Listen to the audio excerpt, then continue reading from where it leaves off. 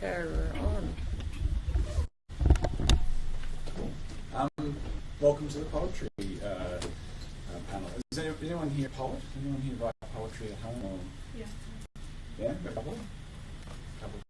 Have you ever submitted it anywhere or shown anybody, or is it something you keep to yourself? Or it is. Yeah. Oh, well, it would be interesting to hear from two poets that are very much putting their stuff out there and publishing work. Though I'll start by introducing everybody. So Zenobia's over here on my right. She's the coordinating editor of Cordite Poetry Review. Her work has appeared in VoiceWorks, which we haven't mentioned yet, which we'll talk about them in a minute because they're awesome. Overland, Southerly, The Lifted Brow, and has been shortlisted in the 2013 Overland Judith Wright Poetry Prize and the Thomas Shapcott Prize. The daily poetry collection Salt and Bone is out now through Leah Press. Are you selling it in the bookshop? Uh-huh. Oh, cool. We haven't actually been to the bookshop yet. Have you guys found it? Yeah. Is it good? It's good. It's up a mysterious escalator. Yeah. That doesn't look like it works properly. No, but it does. The books are there. So yeah, I'll have a little excursion over to there, and if you can have a look at Zenobia's book. And this is Emmy Ray, reads to my right. She's the author of 2 chapbooks. Actually, it'd be interesting to talk about what a chapbook is in a minute. It's called I'm Going to Lay on My Back and Breathe Deeply, and the other one's called We Don't Have Bears Here, But Keep Me Safe on Them. She's the co-founder of Spoken Word Night, God Ate My Google Drive, which are 2 really interesting projects. So firstly, what is a chapbook? A chapbook? Yeah. So it's like, generally a chapbook would be a really short collection, like a poetry chapbook of poems. So generally you self-publish a chapbook, but some poetry chapbooks are like, it's become popular. Them to publish by small publishing companies, alternative publishing companies. So structurally, they're kind of just a small book. Yeah, just like a small little, almost like a zine, maybe. It's short for chapter book. But yeah, It's like the little yeah. All right. And so, yeah, I've also seen people make chapbooks and then tie them together to make larger book as well. So you've had a couple of those. And, did you self-publish them? I self-published the first one for the NCA Zine Fair a couple of years ago, which is the first thing I ever put out. I hadn't been published at that point, so I just went ahead and did that. And then the second one was for this exhibition in Zurich called, what was it called, 1,000 Poets or something, and they tried to get 1,000 poetry chapbooks. Wow. They didn't quite get there, but they actually put it in a book for us and published it for us, and you can go and buy it online. That's cool. Oh, yeah. That's very cool. We're going to go check out the Zine Fair on Sunday. Would you expect to see that? I mean, who's been to one before? What would you find at the Zine Fair? Do you reckon? Have you been to much experience with them? So you can find, probably not much poetry in like big zine fairs. Maybe the one, did you go to the one you last year? Yeah. Yeah, I think It's kind of like a flea market for books. Every table will be covered in lots of amazings, and usually they're free or by donation. The ones that cost.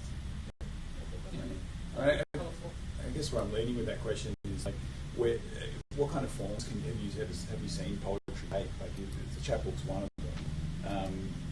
For participants that are interested, like, what kind of ways can they actually get their work out there that you've seen has been really cool? as far as physical Well, form. it does, no, not at all. In any ways, really. I mean, that's a really good place to start, especially handing it out for free. Just like a little chapbook, even if you're photocopying this, to like stapling it together. And it's really personal as well, having someone's chapbook. So it's kind of, I think there's appeal in that, but also like the internet is probably the easiest place to start. Things like chapbooks are often self-illustrated as well. Yeah. Zines might include poetry that's got a visual element. I don't know, that's something you do, and I can't want to save my life, so I'm just a few words. But they might be water-wrenched in a certain way. There's a Melbourne poet named Stephanie Petrick who does a lot of magazines, and she does amazingly stuff. It's just like on another level. Publishing online, likewise, can take both forms, from pages on words on a digital page through to really interactive stuff. And then there's publishing, journalism, Speaking of digital stuff, I saw this really interesting. I can't remember the name of what it's called, but basically it's a program. You click a word and it kind of goes off in a different tangent. I think Victor Brow did it. There was Tully Hanson. Did you see that thing? Yeah. What's that kind of thing called? It's I think it comes under the realm of digital poetry or poetry games. yeah. Yeah, of course. Yeah. Have you ever read Choose Your Own Adventure books before? You know what I'm talking about? It's kind of like that. The story moves in different directions depending on which words you press. I guess digitally, poems are very. Do they change if they're on a digital space compared to on a piece of paper? Like, do you either of you prefer one or the other? Like, do you write on a piece of paper first or? I tend to write a first draft on paper. Usually, you guys probably have notebooks that you carry around. Oh, yeah, I gave them one. There you go. It's very convenient to jot down ideas, and I think they form more organically on a page, actual handwriting. There is some science behind the way you think in your handwriting versus typing, which I cannot consult from mind here, but if you Google. And then I usually develop drafts on the screen Right. at the time. Do they change? Like, say, for instance, you've written something that has a particular form on a piece of paper and it looks as it does, like in the shape it is. Does it ever change when you put it onto a computer? Or? I think I'm more likely to experiment on a digital page. We're all lazy and our wrists are tired. It takes a long time to write stuff, whereas on a Word you can muck around with stuff much more easily without any risks. You can always stick with things. What about you then? I used to be a serial notebook writer. I have like boxes full of notebooks at my parents' house. Recently, I haven't been using a notebook as much. I've just been like, I'll just write and sit down at the computer and just go like, just like write with no form, no structure, and then pick bits out of it and assemble another document or another page. But I kind of agree with the one I do actually get a notebook out again and like sit outside and write. It's something different, totally different will happen. So I think it's really important to keep doing that. Yeah, there's something behind it. It's really different writing down. And so you find when you make the time to do that, you're far more productive. Is that what? I mean, is there? I wonder if it's productive because there's so much on the paper, but something different comes out of it. Right. Maybe just the. Apparently, it uses a slightly different part of the brain in handwriting. I find it easier to write the creative stuff. Yeah. Yeah. Interesting. Speaking of routines, is there anything that you do regularly that in terms of your creative process? Like, do you write at a certain time, a certain place? Is there any habits that you've got? No. So, I develop them. so poetry for you is an impulse, and it's something that you kind of. No, more like I have to make self do it, but I don't have a routine. I'm much more likely to be productive if I have the impetus of other people, like a critique group or a workshop series, that sort of thing. Even in most productive times, if it's just me, I just have to remember to do it. That's interesting. And I'm sure that most of the feedback that you guys would get would be from your teachers, right? Like, does anyone here in a writers group or has a friend they show their work to and they talk about it at all? Number one thing. Yeah, you need to do that. Definitely recommend. Yeah. So you have an experience in a writers group. Are you both? I just a really close group of friends when I started hanging out with other people, just through uni actually, that also wrote. I wrote 100 times times more and 100 times better, because as soon as someone else reads your work and pulls it apart or critiques it, it's just going to get so much better.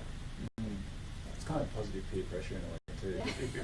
If you know, because you're releasing a book and that's if something for your friends are saying, they're like, oh man, Sten's getting something out there. I got to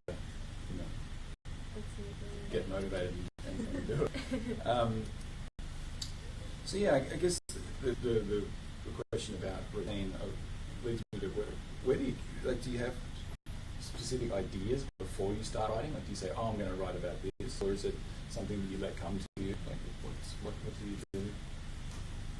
Kind of hard to articulate, I guess. I think it can go either way. Often there are things I research. I collect interesting news stories. I just try to do that. So there might be things brewing away in the back of my head. But sometimes there is a specific thing that I've decided I want to write about this thing. And that's that.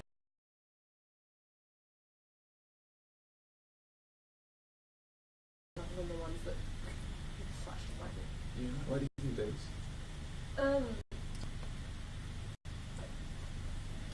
I don't want to, fall too much into traps of thinking of writing poetry as romantic and, some kind of glorious flash of inspiration.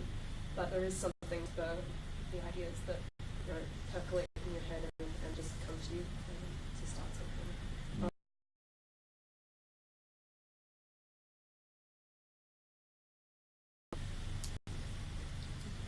Yeah. Well, the next question I was going to ask was actually about opportunities for young poets, and you both go at, or you've made some chapbooks. Have you ever published yourself before? We in the introduction talked about VoiceWorks. Does anyone do you mind thinking about who they are and what they do? VoiceWorks is your best friend as of now. I don't put them anymore because I get too old, and it's a terrible feeling when I kick you out. Seriously, we tell you now about VoiceWorks. It's going to find your way through a lot of copy. So VoiceWorks is an organisation under the umbrella of Express Media in Melbourne, and they exclusively publish the work of Australian writers under 25. And they're edited by Elizabeth Flux at the moment. Liz Flux, who you might meet around the festival. She's really lovely. And the committee is made of volunteers and all young writers and editors. And I was interstate editor on the committee for a couple of years. And now that network has changed a little bit since I've left, and still a fabulous bunch of people. So the way it works is you send in your short story, your poem, or your non-fiction, and regardless of what happens, the committee will spend hours and hours and hours mulling over your work, and if you're successful, they'll help you edit your piece so the final product is perfect. And if you're unsuccessful this round, they'll still send you feedback. And this is the coolest thing, so I don't think there's any other magazine that does that. It's so valuable. You'll get personalised feedback. And it's like big feedback. Yeah. It's like really, Appreciate it because it takes a really long time. Submit now and submit every single time because it is so worth it. And when you do get through, and you will, keep applying and use their feedback. They pay superbly well, $100 per form, which doesn't sound like much, but it's higher than the average. And it's such a beautiful magazine too, and the writing for it's just excellent. Liam, who was in the program last year, said to look for it. And Brody spoke to us. Is he still the poetry editor? Yeah, so it's a great opportunity if you're interested in writing poetry or submitting like Sam said, a piece of fiction or non-fiction. So really cool organisation. It's good to get feedback from because it's young people who know what's happening now with writing, who read heaps of young poetry, who know what's working, and like it's different from what I teach autoing, which is also really valuable, but it's a whole different. And don't be afraid of the feedback. feedback. They're really lovely, and they know how to write in a way that's going to keep it back. Yeah, I mean, do you mind describing a little bit, talking a little bit about the poetry community? Like, is it important? Like, is there a group of people that love it so much and go to it? What is there out there for poets in terms of making a little bit?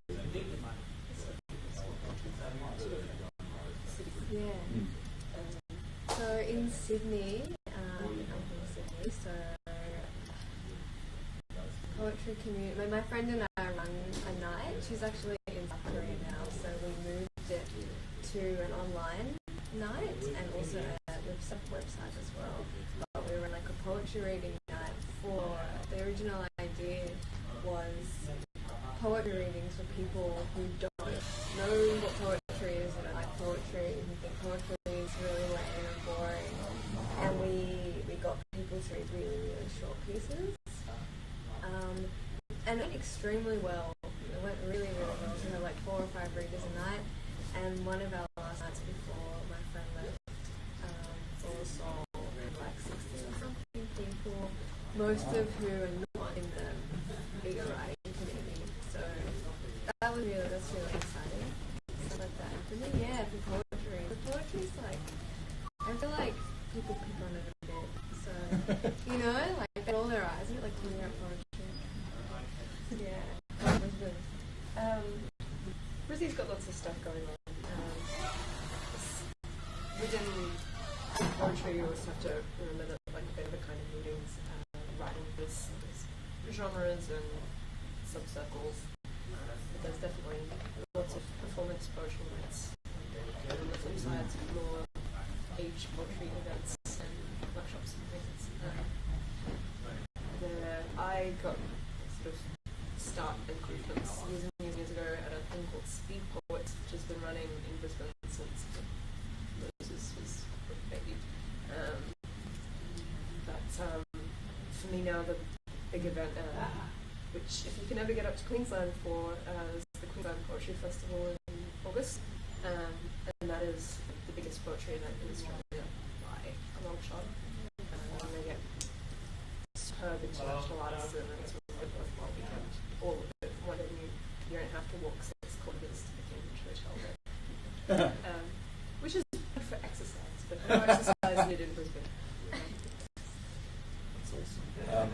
That does lead me into the next question again, is about poetry for performance. Do you find that to be a different writing process?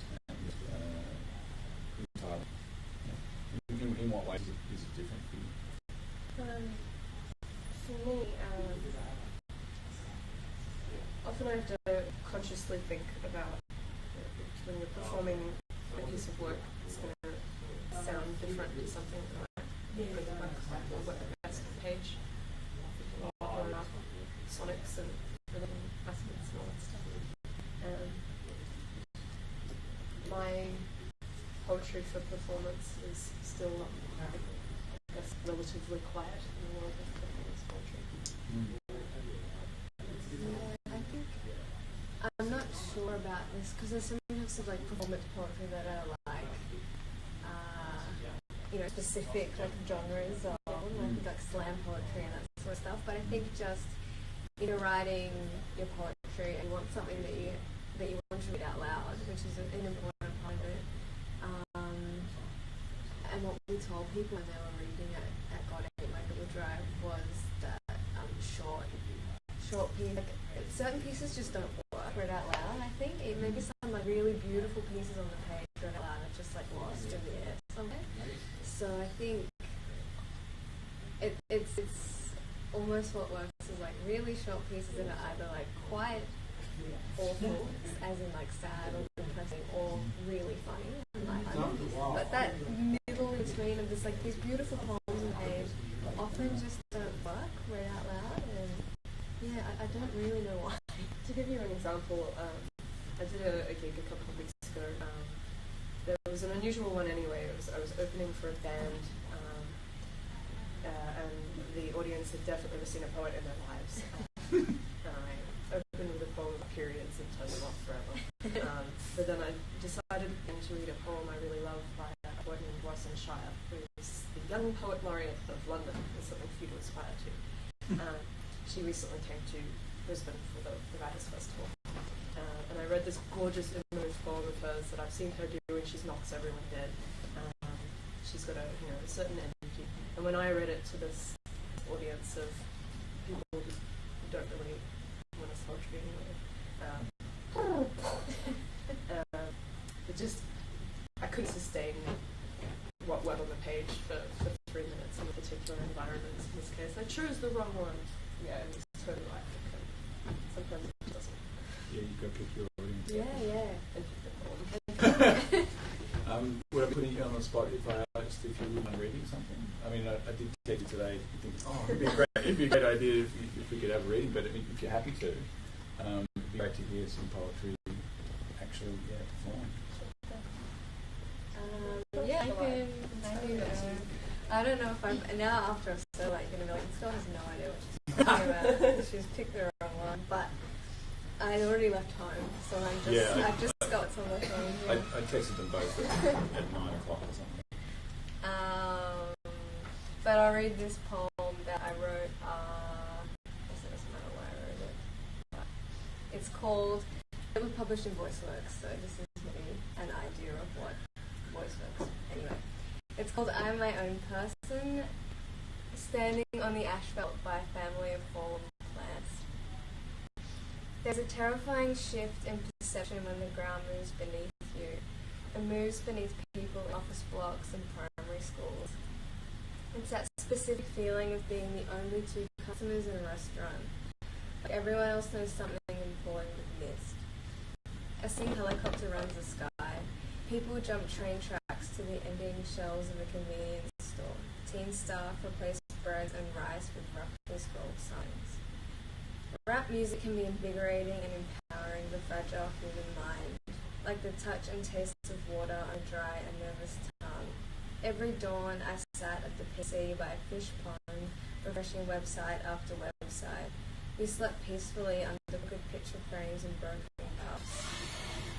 The last time we spoke was on the train travelling at 300 kilometers per hour, huddling silently through the countryside together, eating nothing together. And when we arrived, everything was falling to the floor, the peanut sweets and the paper bills, the airbags in my face meets the asphalt road, thinking something like, I'm already late, in reference to almost everything.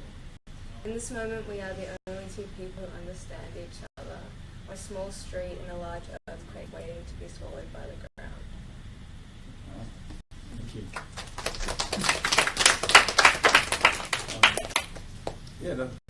That was beautiful. I don't really know what to say other than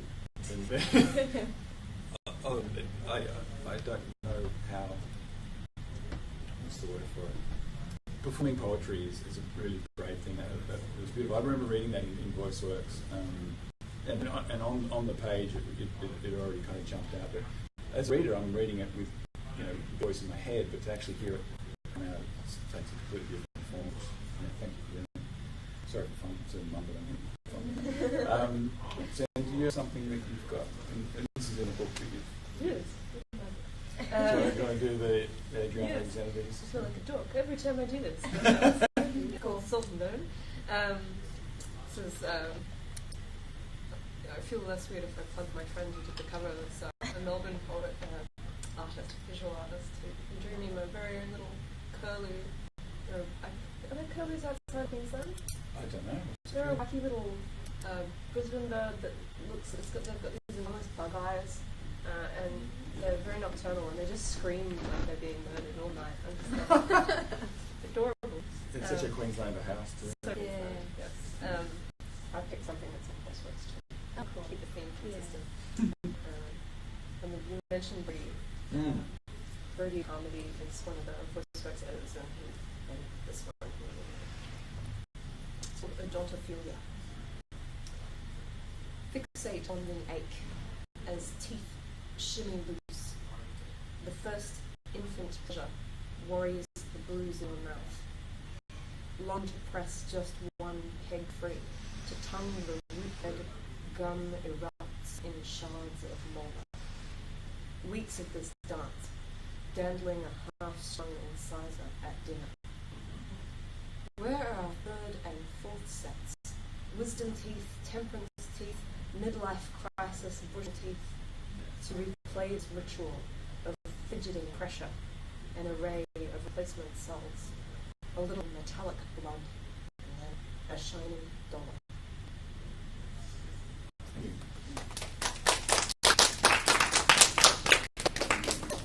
Yeah, again, it's really fascinating to hear it being said by the person that's written it, because over the reader-writer relationship's very different. There's only a panel of critical animals about it. Someone talking about that before. There's a panel of critical animals about the relationship. Astrid Loran was just going to do it about the words that have been written, the reading as a creative act. So yeah, that's really fascinating. Has anyone got any questions at all they want to ask about poetry as a form, as a practice? Has anyone anything they want to ask about? Have you ever written like any epic poetry? Is your poetry like usually like few pages? Like, is it like, because at school I've got to write like big, I don't know, it's like a few thousand words. Oh, like a major work. Yeah, or major work. extension. Yeah. Yeah. I was thinking poetry, but then I don't know. It's like whether you can do like a suite of little poems or like a big epic. For my major work, I did half of mine was poetry. So I don't. What is it? 10,000 words? Or so it must have been 5. 8. Yeah, I can't 6 to 8. Well, half of mine was poetry, and that's the longest piece of poetry I've ever written. After that, I was like, no. But yeah, go for it. Often you can do like a suite of poems of fashion. Yeah. To make it more like people usually make classes for poetry done with creative writing. Yeah, so you just justify why it's the length of the year. So, anything longer than this wouldn't be true to what it is. Or then you might accompany the poem with an essay about business or exploring. And you can divide into a suite of 3 or something like that, just with a theme or not. And also, like, what's the difference between like poetry writing and like poetic writing? Like poetic, like narrative writing? Like, when you just, I don't know, is there a difference or? It's one of those kind of grey areas. So prose writing can definitely be poetic, have elements of poetry. There's no 100% definitive answer here, but It can almost come down to the way that you space it, almost like someone, like a prose poem could just be a poem without entering and creating a new line every time, or something like that. That's what it can come down to. and we talk about the subtleties of prose poetry. Yeah. It's really, there are sort of arbitrary lines that help us figure out how to pitch our work. There are definitely, especially lots of poets, people like Margaret Atwood, read her. She writes beautiful, beautiful poetry, and often I find that when I read her novels, I think, this is just a big poem. And for me, that just means it's exquisite, which isn't to say there are very prosaic artists who don't also write wonderful stuff.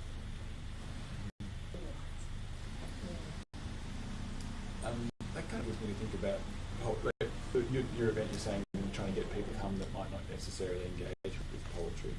I think the last time most people actually access poetry is at school. Wondering if you had any thoughts about the way poetry could be taught in schools, or whether or not, what's the relationship between poetry and school, do you think? The problem, I even studied poetry in uni actually for 2 weeks. I dropped out because I hated it so much. And in high school as well, I did end up writing poetry for my major work, but I didn't really engage with it in class at all.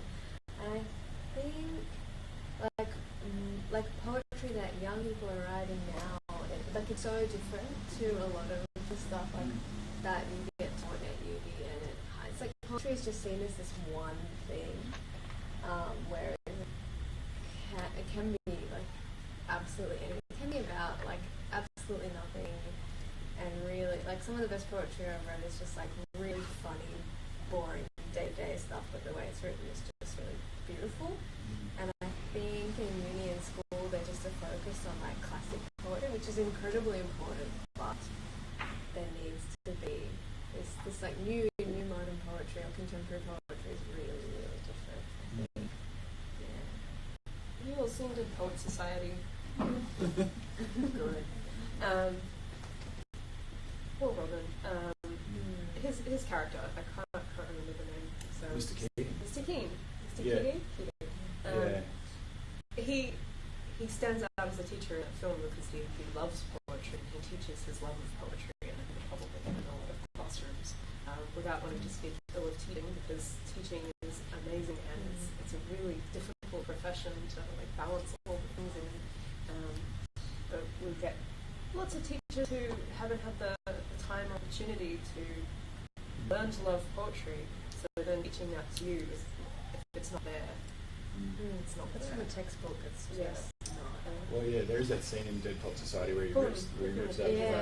And, you know, I am a teacher, an English teacher, and that was a highly influential movie when I was a young person, just because, yeah, the passion that he has for that. And I didn't necessarily have that with any of my teachers until I was in senior school, with a person that engaged with it as a thing outside of their job.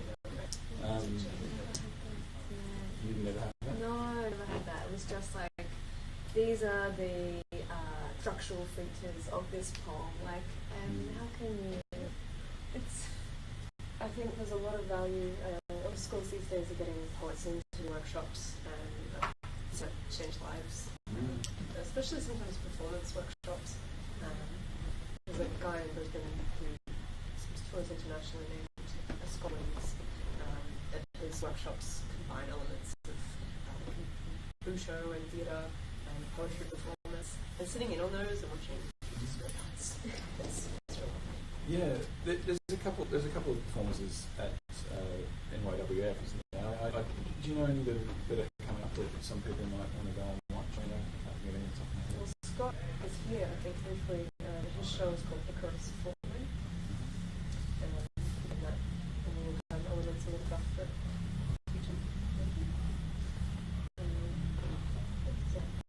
It's a really big program. it's Yeah, really it's huge. Yeah, I haven't been able to digest it. But, We're reading. yeah. Yes. when are you doing that? We're doing a poetry panel and reading, yeah, that's what it is, on Sunday morning at 10 o'clock. Quite gnarly. Yeah, but that will be, Are there any people that are doing really interesting things in poetry that you love? Like, is there poets can't get enough of, or doing something no one's ever seen?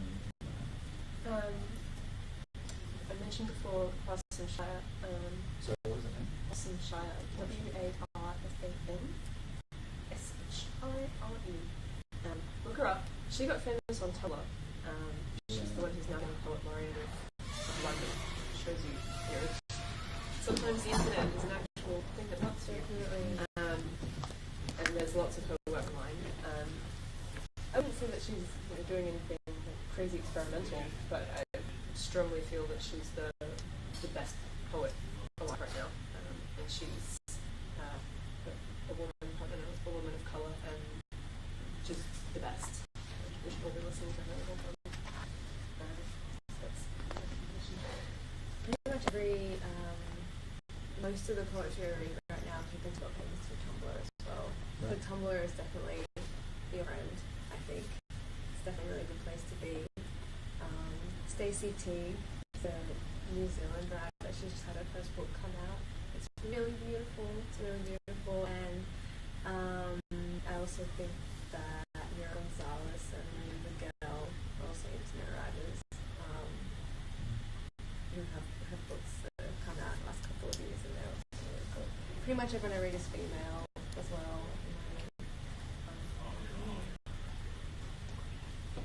There's a question from in the chat room Oh, cool. from Angela Griffin. I was just wondering if at some point the question will be raised, how do you get your inspiration for poetry? Hi, Angela. How do I get my inspiration from poetry? Most of mine has come from things that have happened in comes from stuff I'm reflecting on. I write a lot of poetry. I go to Japan a lot, so I write a lot there. Every time I'm there, I do about a year's worth of writing in a short space of time. And also looking at images.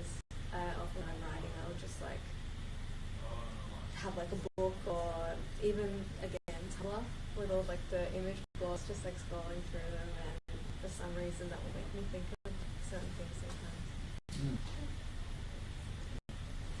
I'm afraid of showing me some life stuff too. Which, you know, is not a bad thing. Don't be afraid to write about your own experience in your own life. And a lot of writing arises out of reading. You read a thing and write a thing, or watch a thing and write a thing. I'm going to start sounding like a girl, but listen to me. When she does a lot of her writing in cinema, she goes to movies with her laptop, annoys everyone, to turn the light on the laptop, and in watching movies that set something up for her and away she goes. I don't think that would work for me regularly, but you know, it's finding a thing that distracts you. What about people here? What's one way to get inspiration for you to write? So, you got anything that you kind of get drawn to? You all write, so you must write about something. I find it early in the morning actually. I go work at school, so busy from 8 o'clock till the afternoon. I find if I try and write in the evenings, just had all these different thoughts and things going on in the day. And it's in the morning, I've got that clean slate. I haven't spoken to anybody. I've got that kind of. I'm just waking up, so I'm clean slate. That's something for me that works. This might be weird, but meditation is really helpful as well. Yeah. When you're writing, I think it might sound a bit strange, but as far as like clean slate goes, that's where you want to be. Like if you've got all this stuff going on and you're right, meditation is very, very important. For many other things than writing. Do you ever write emotively to try and get rid of something that might be kind of confusing you? Or Maybe not actively, but I think I definitely would do that. Yeah. Do you have any questions you'd like to ask about? Egra? Do you have any structure pertaining to different forms and styles within poetry? Sometimes. I quite like form poetry, often it's kind of like doing your own crossword, that kind of like a game. So I like taking a form. I'm useless at rhyming, so I have to find rhyming forms, take rhyming out of them, and then play with the structure that's left over. And that can often, we're talking about writing for performance before, often you find something or form that comes out, and you've got more of the structure underneath it. Even if you end up stripping away the structure later, you'll end up with often a much richer one in terms of what's going on at that point. I'm interested to hear from both of you, like how much of drafting is there involved in the poetry? It's a lot, and it never ends. Yeah. So even when it's like a piece of paper and someone's, you want to go and... When I'm reading that out now, it's like, oh, that should be, always. There are poems in here that I wrote when I was like 10 years ago in high school, that have gone through probably hundreds of drafts. It only stops when the publisher tells you that they're killing you. You touch it again. Yeah. I wonder, like, if it's something digital, it's easier to manipulate, then you can go back and change it. It's interesting to see different iterations of that.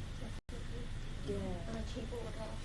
That's good. I don't. I should have a keyboard draft. Oh, you don't get them? I'm really unorganized with my stuff. But I should. I was about to say, you should Really keep your start doing drafts. this. Yeah, It I'm really gonna do helps. that. And you can look at what you've done today, and look back at the draft you had 3 months ago, and go, hey, I don't suck. That's a nice feeling. I think we might wrap up because that's almost the time. Has anyone got any more questions they'd like to ask for Sam and you go? So you're doing it reading Sunday, so Yeah, we've got a chat. panel on Sunday morning called Thoughts Are Alright.